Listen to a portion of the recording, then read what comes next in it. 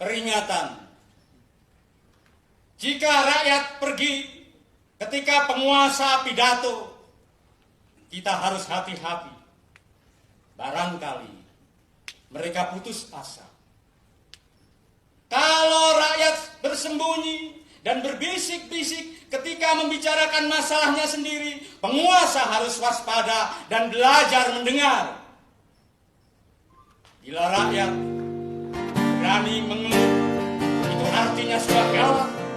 Dan bila omongan penguasa tidak boleh dibantah, kebenaran pasti terang. Apabila usul ditolak tanpa ditimbang, suara dibungkam, kritik dilarang tanpa alasan, dituduh subversif dan mengganggu keamanan, hanya ada satu kata: lawan!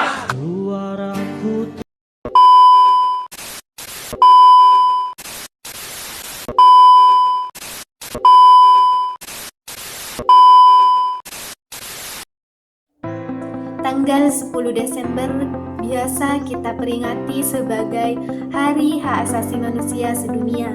Hari sebagai pengingat bahwa setiap individu memiliki hak fundamental untuk hidup dengan kebebasan, keadilan, dan martabat tanpa terkecuali.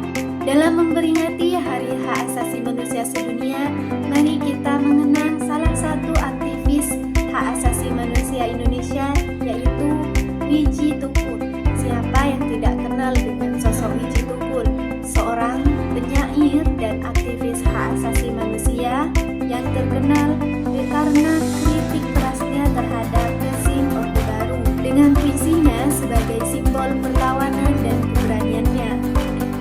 Assalamualaikum warahmatullahi wabarakatuh. Perkenalkan, nama saya Eniati. Saya mahasiswa Universitas PGRI Sumeneb, Prodi PPKN semester 5. Wiji Widodo atau yang sering dikenal dengan nama Wiji Tukul merupakan seorang sastrawan dan aktivis hak asasi manusia di Indonesia. Seorang yang terkenal sebagai penyair dengan puisi dan syair-syairnya yang ditujukan untuk mengkritiki pemerintahan rezim Orde Baru yang berkuasa pada masa itu dengan kata-kata sebagai senjatanya. Ia dilahirkan dari keluarga Katolik di Sorogen, Solo pada 26 Agustus 1962.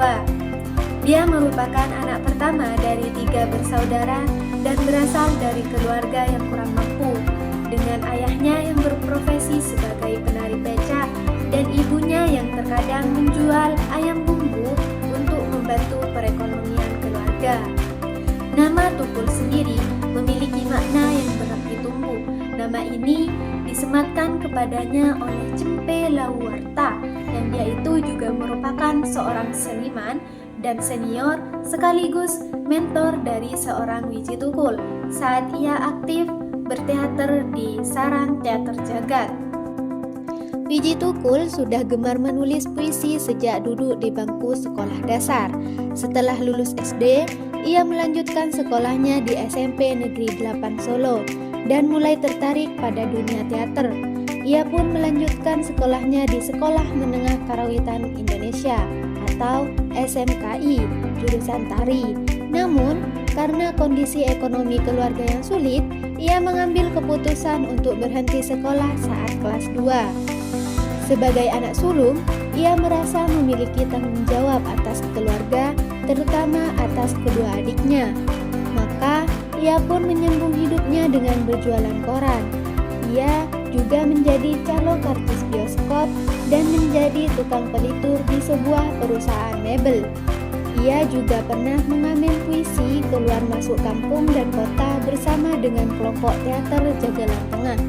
Dia juga aktif ikut serta dalam beberapa aksi demonstrasi bersama temannya Semsar Sahan. Pada tahun 1993, Wiji Tukul membentuk Jaker atau Jaringan Kerja Rakyat, yaitu sebuah jaringan kerja seniman yang bergerak di bidang daya cipta dan kreativitas. Setelah itu, Wiji Tukul banyak memimpin aksi demonstrasi, salah satunya pada aksi massa petani di Ngawi, Jawa Timur tahun 1994 dan aksi protes karyawan PT Sritex pada tahun berikutnya. Namun, kerusuhan yang terjadi pada Mei 1998 telah menyeret beberapa nama aktivis ke dalam daftar pencarian aparat Kopassus Mawar. Wiji Tukul sendiri yang termasuk ke dalam daftar pencarian aparat Kopassus Mawar mulai melakukan perpindahan untuk menghindari kejaran aparat.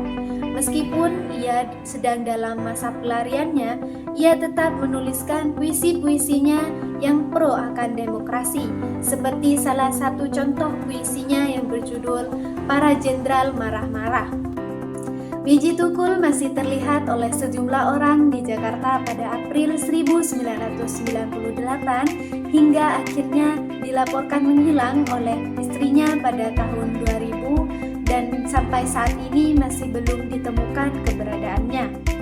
Wiji Tukul diduga sebagai salah satu korban penculikan aktivis yang terjadi pada tahun 1997 sampai 1998 oleh pemerintah Orde Baru, di mana seperti yang telah kita ketahui dalam sejarah politik Indonesia pada masa pemerintahan Orde Baru, pemerintahan Presiden Soeharto, Presiden kedua Indonesia yang disebut-sebut sebagai presiden yang menolak kritik selama masa pemerintahannya. Dengan kebijakan keamanannya yang disebut dengan Petrus atau penembak misterius. Pemerintahan yang sangat sentralistis dan otoriter, di mana kebebasan berpendapat dan berekspresi sangat dibatasi. Kritik terhadap pemerintah atau presiden dapat berujung pada konsekuensi yang serius, seperti penangkapan, pemberendelan media, atau represi politik. Dan stabilitas politik yang ditekankan pada masa itu seringkali mengorbankan kebebasan sipil dan kritik yang konstruktif. Banyak yang dapat kita pelajari dari kisah Wiji Tukul ini, seperti sikap rela berkorban demi negara, dan yang paling penting, sikap berani menegakkan keadilan dan kebenaran. Mari jadikan momentum ini untuk bersatu melawan ketidakadilan dan memastikan suara mereka yang terbungkam terdengar. Selamat memperingati Hari HAM sedunia. Assalamualaikum warahmatullahi wabarakatuh.